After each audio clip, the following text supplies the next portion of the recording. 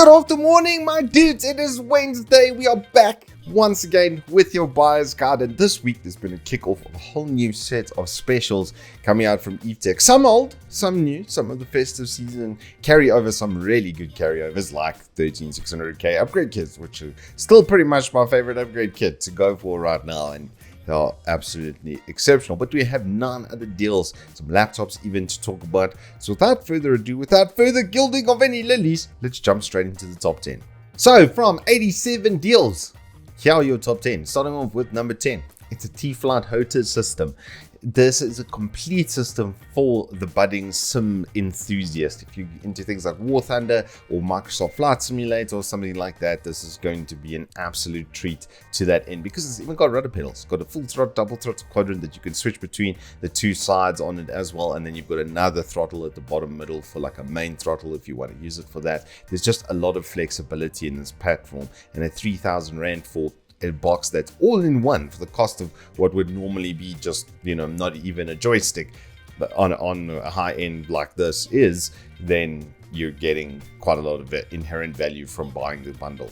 It's just a good deal for those guys who want to sim their lives up. And number 9, it's a glorified battery bank with a Titan Elec store. It's actually quite a lot more than that. You can even charge out the front over here on the USB at various voltages. It's got automatic voltage selection on there. At the back, there's 3 different output voltages as well, depending on your specific router. Then you'll be able to use this for just about anything. This is for like a low end, like ONT and a small router, or just an LTE package type of setup. But you will get like exceptional performance from it. It should see you through those very long load shedding stages, and it charges really quickly as well. So it should charge in between them and at least keep your internet online.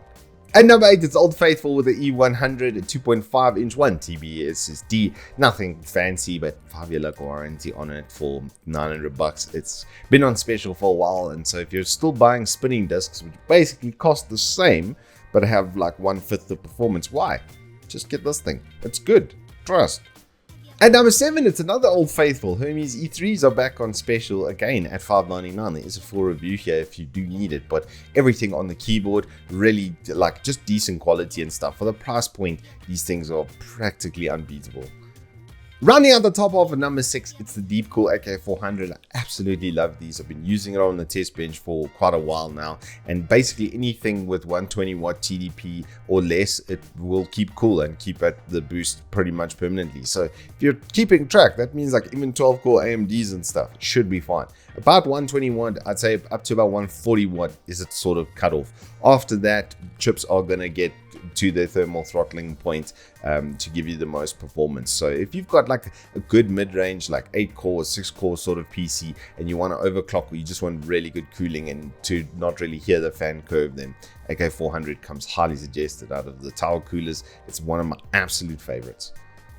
At number 5, we've got a 3070. It's 11K. That's like a big draw for this. This particular unit is a 2-year warranty unit from Pallet. The general quality and stuff of these gaming cards is pretty damn good. My friend's got a 3090 Ti Gaming Pro on this spec and stuff, and it ran really, really well. I know a couple of guys who had 20 series cards as well who never had any complaints or problems. So Pallet's really come a long way. They really have come up into the market in quite a nice way, and what a way to do it with this New Year's sale of 11,000 Rand for 3070. At least some normality is resuming in the GPU market.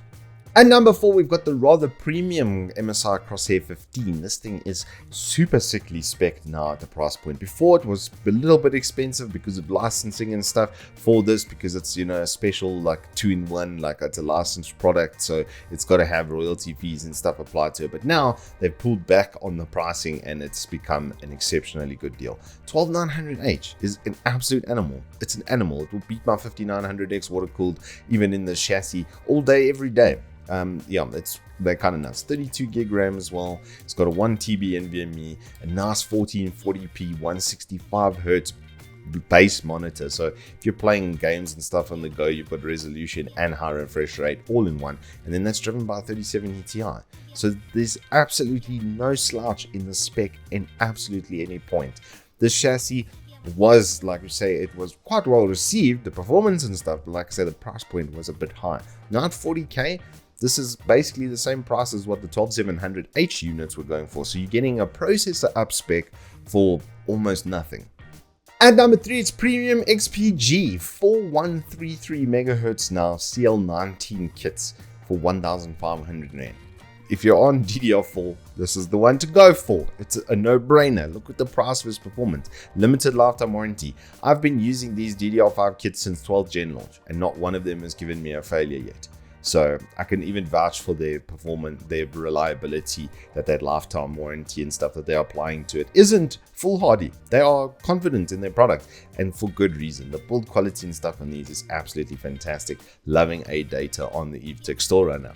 At number 2, it's the 13th gen upgrade kit, and you're going, what could have possibly beaten this? Well, just you sit back, relax, and enjoy the show for the time being, because we're talking about this kit right now, and it's disgusting. There's nothing that can theoretically bottleneck this except for a 4090, and I think if you're buying that, you're probably getting quite a serious machine anyway. But if you're a gamer who just wants a really good platform to last you feasibly for the next 5 years, this is it. This is the point that I feel for the first time in a really long time that I can confidently say, if you buy this, you will sit on this platform for the next 4 to 5 years pretty comfortably. It thumps my 5900X in multi-threaded. The single core performance is like a hen versus a hawk in that argument. It's just really damn good. What I would suggest is get the 32 gig RAM upgrade. Really would suggest that, especially if you're going to be looking at doing streaming, development work, or any encoding. It's just better to have more RAM. 16 gig is getting very borderline now, especially if you're gaming and streaming. And then if you're like me and you're a Tarkov player, you go into a map like Lighthouse, it's going to use up to 21 gigs of RAM just to run that map. So games and stuff are getting into those environments, especially as we get into bigger open spaces with a lot more textures and stuff to handle. You are going to benefit from having that extra memory. So just do the 32 gig upgrade. It is another 1,500, does push this to 13,500. But like I say, this platform then, especially with a deep cool castle strapped to a 13600K, it flies. I've built this thing now out like 3 times over, and every single system is just magnifique. And finally, in the number 1 spot, it's the HP Victor 16. This is the best price versus performance processor that you can buy right now, the entire market over. As far as I can see, there's nothing comparable to this at 12 cores and 16 threads. It's kind of mind-blowing with 12th gen, P cores and E cores, that you get this amount of processing power. It does have 16 gig of DDR4 RAM as well, so it's got some future-proofing, as it were, built into it. 512 gig NVMe as a base point is really good. It's got really good base specs. 1080p, 16.1, 144 Hz refresh rate as well. It's got a 3054 gig on this particular model, so it's not like an uber gaming laptop, but it's 17,000 Rand. That amount of spec is just absolutely mind-blowing. HP Victus right now is really driving it home with this chassis. The build quality is fantastic. It fits in a corporate environment as well, so you can put this on a desk and not look like a juvenile child with a disco going off in front of you. It's just, I can't stress how good this chassis has been from review till now.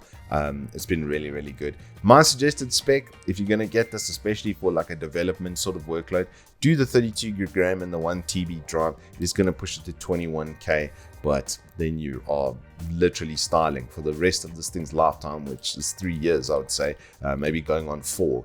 It's going to be really good. You get some nice little freebies as well, because Uncle Evetech laughed, but that's how we're getting down out here. And that, my friends, is your first buyer's guide for the year. We will be doing more and varied and different things as the year goes on. I've got a very special video prepared for you guys for next week. So until then, hope you guys stay safe, keep well.